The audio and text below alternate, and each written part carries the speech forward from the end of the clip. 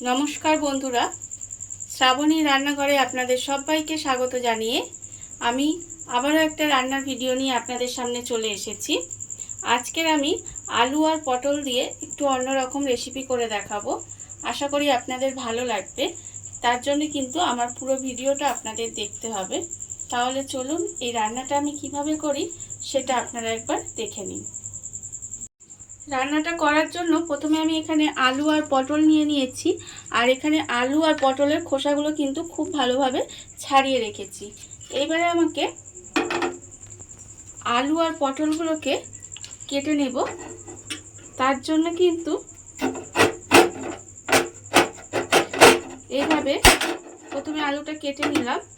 निये आलूटा किन्तु खूब छोटो छोटो करे काटबो, सेई जन्यई देखाচ্ছি आपनादेर। देखुन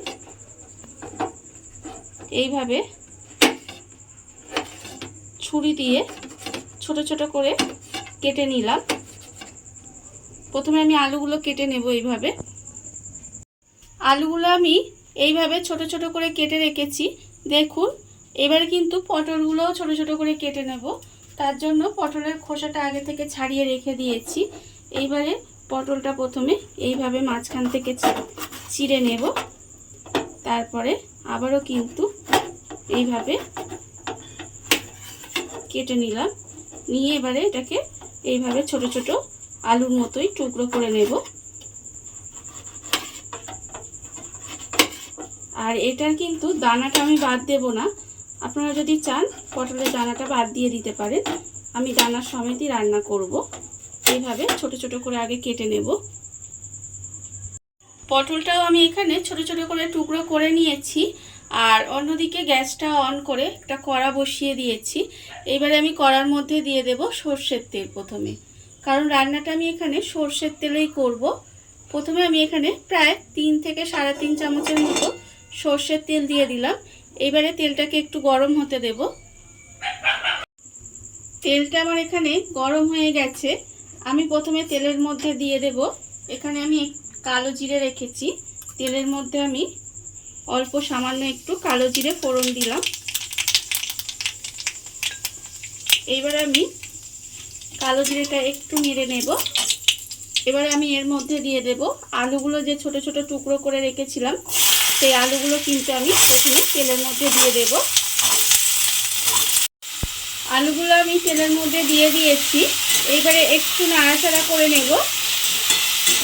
নাড়াচাড়া করে নিয়ে এবারে আমি এর মধ্যে দিয়ে দেব যে পটলগুলো এখানে আমি ছোট ছোট টুকরো করে রেখেছিলাম, সেই পটলগুলোও কিন্তু আমি এর মধ্যে দিয়ে দিলাম। আলু আর পটলটা দিয়ে খুব ভালোভাবে মিশিয়ে নিতে হবে। মিশিয়ে নিয়ে এবারে আমি এর মধ্যে দিয়ে দেব নুন। এখানে আমি আন্দাজ মতো নুনটা দিয়ে দেব।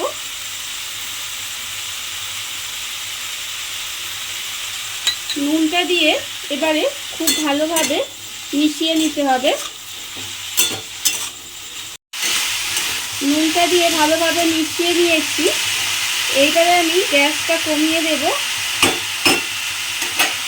গ্যাসটা কমিয়ে ঢাকা দিয়ে কিছুক্ষণ এইভাবে রান্না হতে দেব।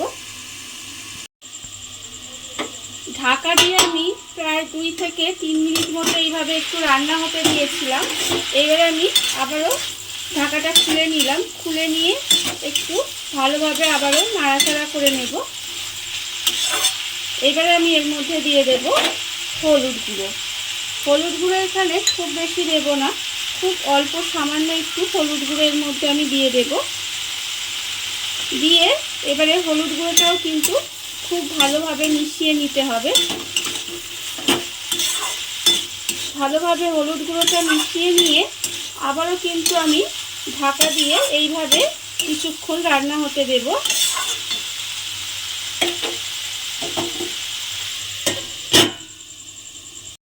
ঢাকা দিয়ে আবারও আমি মিনিট 5 মতো রান্না হতে দিয়েছিলাম। এবারে আমি খুলে নিয়ে আবারও দেখাবো। দেখুন এরকম কিন্তু হয়েছে। আর এই রান্নাটা কিন্তু আমি কোনো রকম জল ব্যবহার করব না। এইভাবে তেলের ওপরে দিয়েই কিন্তু রান্নাটা হবে। আর গ্যাসটা লোতে রেখে এইভাবে ঢাকা দিয়ে কিন্তু রান্নাটা আমার করতে হবে। আলুটা এখানে প্রায় সেদ্ধ হয়েই এসেছে। এবারে আমি এর মধ্যে দিয়ে দেব পোস্ত দানা গোটা, কিন্তু গোটা পোস্ত আমি এখানে প্রায় 2 থেকে আড়াই চামচ মতো পোস্ত দিলাম। দিয়ে আবারও কিন্তু খুব ভালোভাবে এটা আমি মিশিয়ে দেব। পোস্তটা দিয়ে ভালোভাবে মিশিয়ে নিয়েছি। এইবারে আমি এর মধ্যে দিয়ে দেব কাঁচা লঙ্কা। 3টে কাঁচা লঙ্কা আমি এখানে ছিঁড়ে রেখেছি, সেই 3টে কাঁচা লঙ্কা আমি ওপর থেকে একটু দিয়ে দিলাম। এইবারে আবারও কিন্তু আমি এইভাবে ঢাকা দিয়ে কিছুক্ষণ রান্না হতে দেব। এই কারণেই আলুটা প্রায় সেদ্ধই হয়ে এসছে। এবারে একটু রান্না হতে দিলে কিছুক্ষণ কিন্তু আলুটা খুব ভালোভাবে সেদ্ধ হয়ে যাবে। সেই জন্য আবারও কিন্তু ঢাকা দিয়ে আমাকে একটু রান্না হতে দিতে হবে। আবারও আমি ঢাকা দিয়ে মিনিট 5 মতো রান্না হতে দিয়েছিলাম। এবারে আমি ঢাকাটা খুলে আবারও আপনাদের দেখাবো।